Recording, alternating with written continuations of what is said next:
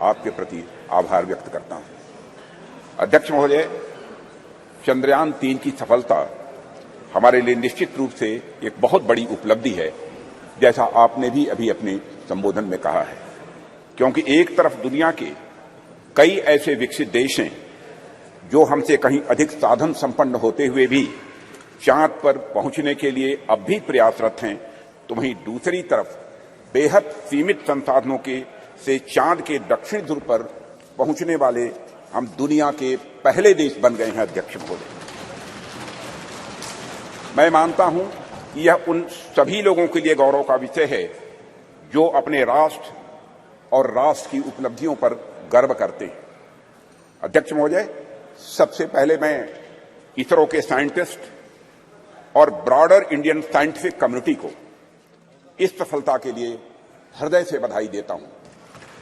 यह हमारे इसरो के वैज्ञानिकों की बौद्धिक क्षमता, उनकी लगन और राष्ट्र के विकास के प्रति उनके समर्पण का ही यह प्रतिफल है। अध्यक्ष महोदय, ऐसा मैं मानता हूं कि हमारा राष्ट्र आज विज्ञान की दुनिया में अग्रणी राष्ट्रों की पंक्ति में आकर खड़ा हो गया है।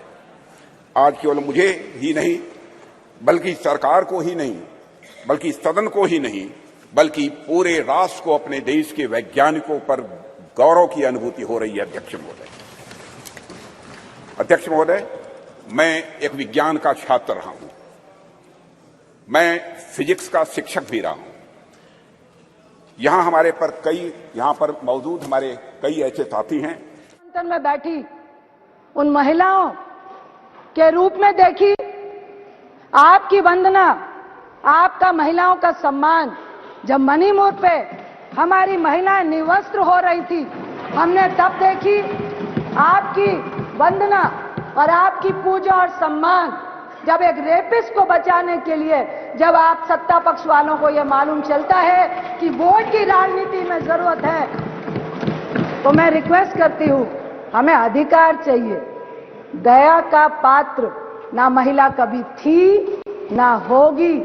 यह हमारी करुणा है, हमारी ममता है कि हम आपको, अपने आप को आपके सामने दया का पात्र बनने देते हैं, क्योंकि हमारे में इतनी करुणा है। हम आज इस नए सदन में बैठे हुए हैं, मैं प्रशंसा करती हूं, बहुत अच्छा है, लविश है, लेकिन एक बात जरूर कहूंगी, जो पुराना सदन है वो घड़े का पानी है और ये जो नया है रेफ्रिजरेटर का पानी है। और घड़े के पानी की जो महक होती है ना, वो जिंदगी सालों सालों तक हम भूल नहीं पाते हैं। बस इतना फर्क है, ये आपको भी सोचना पड़ेगा कि आखिर ये फर्क इस पुराने बिल्डिंग और नए बिल्डिंग में क्यों है। मैं जरूर बोलूंगी कि आप महिलाओं के अधिकार की बात, अच्छी गुणवत्ता वाले प्रोडक्ट्स और सप्लाई कर रही हैं। अध्यक्ष महोदय, हमें अच्छे स्टूडेंट्स, अच्छे टीचर्स और रिसर्चर्स आज मिल रहे हैं। इसलिए आज हम किसी उपलब्धि तक पहुंचते हैं तो उसके लिए वे सभी बधाई के पात्र हैं। अध्यक्ष महोदय, जिन्होंने इस यात्रा में अपना किसी भी प्रकार का सहयोग दिया है और राष्ट्र के भीतर साइंटिफिक टेम्परामेंट को जन्म दिया है। और अध्यक्ष महोदय, जब मैं यहां साइंटिफिक टेम्परामेंट की बात कर रहा हूं तो उससे मेरा मतलब कुछ वैज्ञानिक उपकरणों के, कुछ साइंटिफिक अपरेटस के केवल डेवलप कर लेने भर से नहीं है, यह हमारे कहने का तात्पर्य नहीं है। साइंटिफिक टेम्परामेंट की यदि मैं बात कर रहा हूं तो साइंटिफिक टेम्परामेंट से मेरा आशय यह है कि वैज्ञानिकता और तार्किकता ये दोनों हमारी सोच में हो, वह हमारे बात और हमारे व्यवहार में हो और वह हमारे स्वभाव में भी हो। आवश्यक नहीं हम जब विज्ञान का विषय पढ़ें तभी हम साइंस से दो चार हों, बल्कि हम आर्ट्स, म्यूजिक और साथ ही साथ एस्थेटिक्स भी पढ़ें तो हम उसमें भी साइंटिफिक अप्रोच रख सकें। मैं इस साइंटिफिक टेम्परामेंट की यहां पर अध्यक्ष महोदय बात कर रहा हूं और हम सब इस संबंध में बड़े भाग्यशाली हैं अध्यक्ष महोदय कि यह टेम्परामेंट प्राचीन काल से ही हम भारतवासियों को विरासत में मिला हुआ है।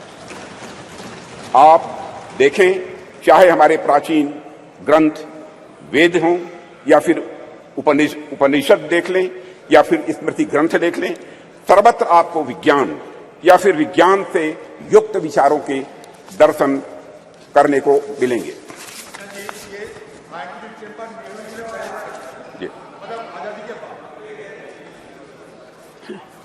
अध्यक्ष महोदय, मैथ्स, साइंस, मेडिसिन, लॉजिक आदि से जुड़े जितने भी फार्मूले यानी सूत्र हैं, हमें हमारे प्राचीन ग्रंथों में भी ये दिखाई देते हैं, जो ग्रंथ हमारी संस्कृत के आधार हैं। इनके मैं उदाहरण दे सकता हूं, लेकिन लंबा समय लगेगा अध्यक्ष महोदय, उस विस्तार में मैं नहीं जाना चाहता हूं। अध्यक्ष महोदय, कभी कभी कुछ लोगों द्वारा यह भी कहा जाता है और कुछ ऐसे लोग हमारे सदन में भी हो सकते हैं कि हमारी सांस्कृतिक विरासत और साइंटिफिक टेम्परामेंट के बीच विरोधाभास है। कुछ ऐसे भी मानने वाले लोग हमारे देश में हैं। यहां तक कहा जाने लगा कि अगर आप साइंटिफिक टेम्परामेंट के हैं तो आप पीपल की पूजा कैसे कर सकते हैं, आप नीम की पूजा कैसे कर सकते हैं, आप तालाब की पूजा कैसे कर सकते हैं, या फिर आप गाय को माता कैसे कह सकते हैं। अध्यक्ष महोदय, अगर आप वैज्ञानिक की तरह सोचते हैं तो मूर्ति पूजा कैसे कर सकते हैं, यह कहने वाले लोग हमारे देश में हैं।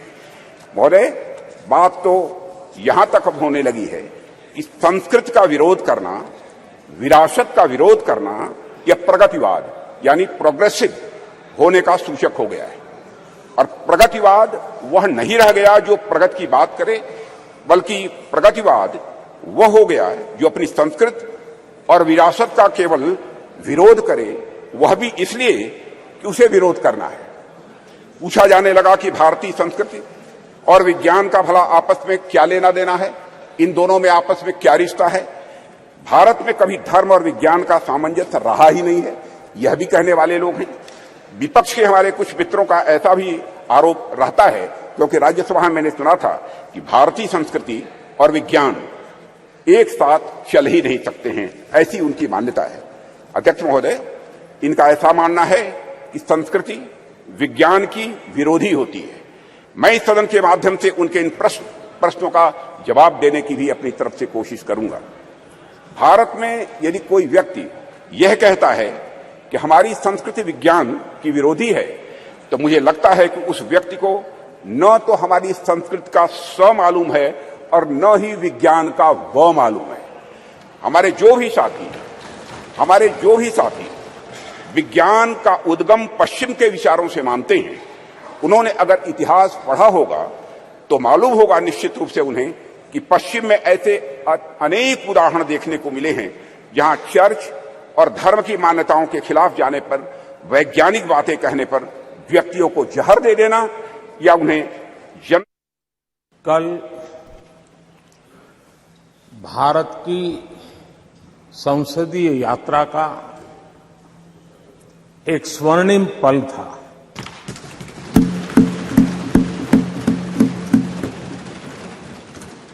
और इस स्वर्णिम पल के हकदार इस सदन के सभी सदस्य हैं।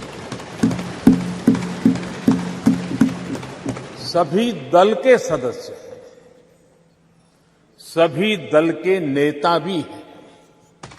सदन में हो या वह सदन के बाहर हो, वे भी उतने ही हकदार हैं। मैं आज